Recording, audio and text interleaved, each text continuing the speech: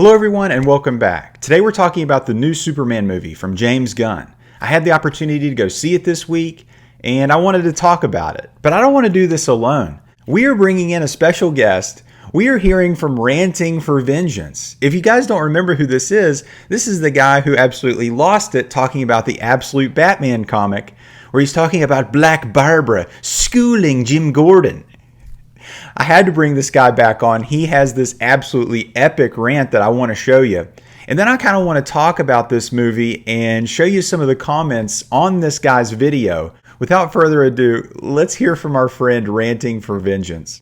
The worst fucking movie that's ever been made. I stay true to what I said. While it's closed, I'm not giving money to James Gunn, the Freak, or DC. But I did watch Superman fully somehow, and I don't know how they did it, but James Gunn has managed to make the worst superhero movie ever made. Before we go any further, just be warned that this is not hyperbole. This is not rage bait. This movie is a disgrace to filmmaking. And if you saw the movie and you agree and you want to help out this channel, maybe consider subscribing or supporting me over on Patreon. So there's been a lot of reviews from everybody all across the internet, and I'm gonna be honest, a lot of these people are just lying because they don't want to destroy the movie. People are saying it isn't woke and it isn't even that bad. Some people are saying it's a 10 out of 10 that's better than Iron Man, Avengers Endgame. And I'm here to tell you that everybody on all sides of this are lying. Once again, it isn't rage bait. It's not rage bait, guys. If you watch this movie, try to make out the structure. Who greenlit this script? Is there a beginning, a middle, or even an end? Or are we just dropped into the worst movie ever created by man? That's exactly what it is. Because from all the trailers, I thought that this movie was going to be terrible, but still a fun time. And there was one fun part that could be excused, which was Nathan Fillion's Guy Gardner, which I actually found kind of funny. But other than like 5 seconds of footage where Superman and Lois were acting like they were in an actual Superman movie, this was a piece of crap. And I can't really stress it enough. There's pieces of crap, and then there's this movie. It's really easy for a movie to be bad. Superman, on the other hand, is like the Flash times 1,000. I can't really put it into words if you haven't watched this movie. There's no structure, there's no writing, there's no acting. The CGI is terrible. There's so much comedy it'll make you want to pluck your own eyes out. Every time Superman even comes close to doing anything that's anyway good, he just gets knocked over by a dog. Lex Luthor is a stupid analogy for Donald Trump and racism. There's lesbian girl bosses running around. There's an emphasis on Gen Z and TikTok for some reason. Superman is whining for the entire movie. His voice is so high-pitched and the dude never stops screaming and being autistic. I don't know how I can say it anymore. This movie is the most retarded thing to ever exist. Genuinely, I've watched a lot of movies from many different countries, time periods. I'm not bragging here. I'm just saying I know that Superman is probably in the top 3 worst of all of them. Forget every crappy B movie ever made. Forget, like, I don't know, Plan 9 from Outer Space being the worst movie ever made. This is it right here. You thought Marvel humor was bad. Well, they have so much of it that you want to die. It literally has some of the worst CGI in a new movie, and I'm not alone on this. Just look at the reviews. So people will jump to Rotten Tomatoes right here and try to prove me wrong, saying that, what are you saying, little bro? The movie is a success. 95 on the audience score. Everybody loves it. I looked through that audience score. It was a big load of bots that loved Crypto, the little cute dog, which was one of the most retarded parts about the entire movie. You come over to a real source, like Empire Magazine, and they have it rated 2 out of 5 stars, saying exactly what I'm saying. The movie is so messy and garbage. The end of the movie is just a CGI mess. The Guardian, 2 out of 5 stars. I don't really know what people are seeing here, but it's getting destroyed. Another news source says it's painfully mediocre. Another news source rates it 2.5 stars out of 5. I don't know what I'm missing here. The movie isn't some 10 out of 10. Everybody knows it's spasticated. You just don't want to hear it. Now, I'd love to go in depth and show everything on screen, but I just need to tell you, for the people who haven't watched this movie, how ridiculously bad this is. For the first hour of the movie, Superman is on the ground screaming and whining. That's not a joke. It's not rage bait. He literally doesn't get up off of the ground for a full 60 minutes. He's in some random pocket wormhole universe. And in that universe, Lex Luthor, who is terrible and gay, by the way, for some reason, he just shows up and shows Superman that everybody online trying to cancel Superman, typing angry comments, aren't actually real. They're a big load of monkeys typing at a keyboard. No, that's not a joke. I didn't make that up. James Gunn is saying that everybody hating and review bombing Superman are monkeys. So let me just do the math real quick. He's not only calling me and everybody who doesn't like the movie a monkey. If you're an Indian kid or if you're a black person who said something on Twitter against James Gunn, he thinks you're a monkey. All right, wow. This poor dude, my gosh. I mean, you guys think I'm negative? You guys think I'm toxic?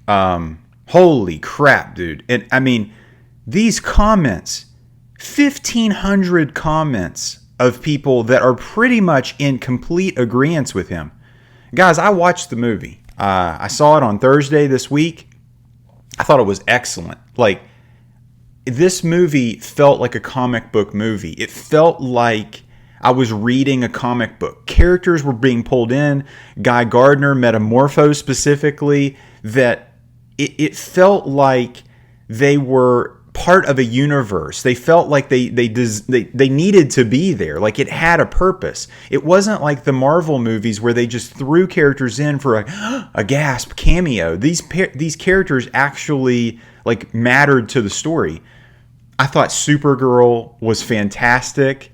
I'm going to try to be as spoiler-free as possible. And then Lex Luthor. Dude, Lex Luthor's motivation, his whole reason for stopping Superman, the way he was wanting to do it, I thought it was awesome. It was true to form, very specifically to Brian Azzarello's Luthor comic. I thought it was very much like that, where it was James Gunn, you could tell, was inspired by All-Star Superman. He was inspired specifically by that Luthor comic book. It was respect to us, the comic book readers. I have been really diving into some Superman stories. I'm about to start reading this, Superman for All Seasons, and I just finished Superman Red Sun, which is a very excellent take on like an Elseworld story of if Superman landed in Russia, basically, back in the 40s instead of America. Really cool. The movie was excellent, guys. Like I don't know what more you want from this. Like I think that a lot of people are equating this to like The Force Awakens when it comes out. You know, when it came out and it was like, oh wow, it's like a return to form, a breath of fresh air. I mean, I see what you're doing, but this movie is its own thing. It's its own feel. It is totally getting us away from all the Zack Snyder crap. Like that dark, Batman, that feel of just like hopelessness. This movie, you walk out of there feeling good. You feel galvanized. You feel like you had an enjoyable experience. There are some things that I didn't like, specifically, you know, the last boss battle with Superman. You know, they kind of did the stereotypical thing, which I won't spoil, but you know, I thought that this movie had a lot going for it. The Clark and Lois relationship, there was a little, I didn't love that. And he was saying that was like his favorite part of the movie. Every character's motivation made sense. It was a little heavy-handed with the obvious parallels between like Israel and Iran, like that conflict, but it made sense in the world of Luthor's motivations for why he was doing this.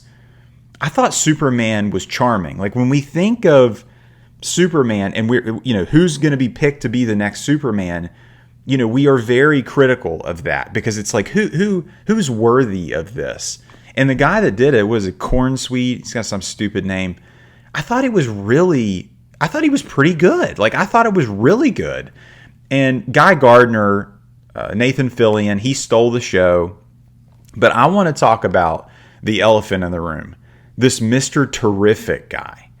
So, this guy was like the stereotypical, we have to have, like, the black guy be the smartest person in the room. Which, I mean, this trope is borderline racist of how they're doing this. But they took it to another level where it was like they made this guy talk like Robert Downey Jr. in Tropic Thunder, like, I don't know, Superman, we don't got to do this with the T-balls. I mean, that's how he talks. And it's to the point where I'm like, are they actually doing this? Like, is this how this character speaks? Which we have no idea. He's a comic book character, how he should speak. He's a fake character. But this actor that's playing him, I'm pretty sure he was in like one of the X-Men movies. He doesn't talk like that. So like they made him talk like this. I think they were trying to do like reverse racism where they were making the smart intellectual black guy speak stereotypically of how black people talk. Like, bro, it was crazy. And then the fact that how close it was to how it was Robert Downey Jr. impersonating a black person on Tropic Thunder, which Tropic Thunder is one of my favorite movies of all time. I could go watch that movie right now, like again and again and again. It's that funny.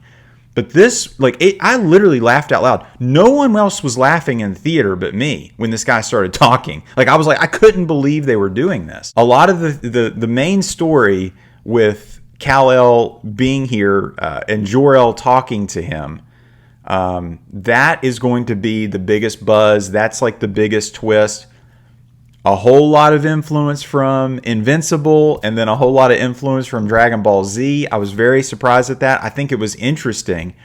And then the dog, Crypto, I mean, he kind of stole the show. And then there's this baby. Like, James Gunn knows if you want to pull on your heartstrings, throw a baby in there, throw a dog in there. People are going to eat it up. They're going to love it, and they're going to feel something. So definitely felt that they nailed that. I thought it was charming. I thought it was heartwarming. Let's take a look at these comments here. Mesmorph Gaming says every male lead actor nowadays looks better suited for pride parades than playing action heroes. Superman 1978, you'll believe a man can fly. Superman 2025, you'll believe a man can cry. Finally, an influencer that didn't get paid off.